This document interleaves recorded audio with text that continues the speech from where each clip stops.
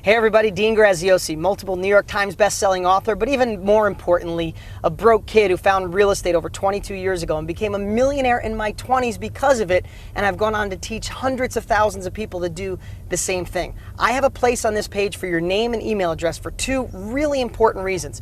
One, I've created the best training I've ever put together in my life to show anyone how to take advantage of this down market and put money in your pocket. I don't care if you're broke and in debt and never thought about real estate, or you're an investor that wants to go the next level. You need to put your name and email address and be ready to be blown away. Secondly, just for entering your name and email address and watching my training videos, one of you is going to win one of my investment properties. $65,000 is what Zillow says it's worth. It's rehabbed and rented for $750 a month. Somebody's going to get the keys. No catch, no strings, no kidding. And lastly, I produced a video that shows my life, well, if I didn't do something different, if I didn't take action with real estate. I'd like to show you that right now. But at any time, put your name and email address, and I'll see you on the other side.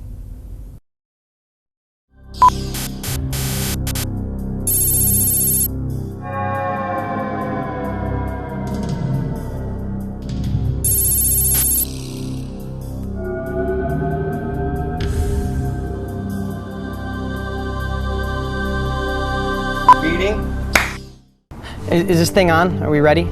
Yeah, I guess I'm getting paid $100 for some alternative lifeline or something. Hey, I could use the $100.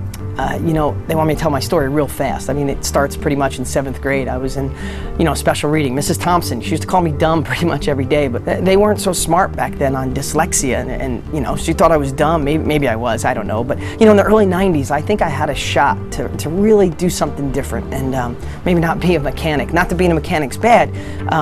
I was going to get into real estate because I saw all the people in my little town with money were in real estate. So I got excited, but then my sister, who I trust, she sat me down and she said, Dean, stop being a dreamer, stick with what you know. But I'm a little stubborn, so I went and got a book anyway.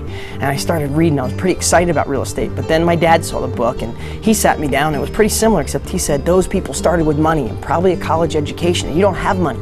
You can't do it. But I have to tell you, I was still a little bit on the fence, but then I saw all the news. We were in a down real estate market. I mean, you look at, I kept this through the years. This is an actual New York Times from the early 90s. It said, big slide in housing prices, latest worry on Wall Street. And they were all over the headlines. So that's when I decided to stick with what I knew.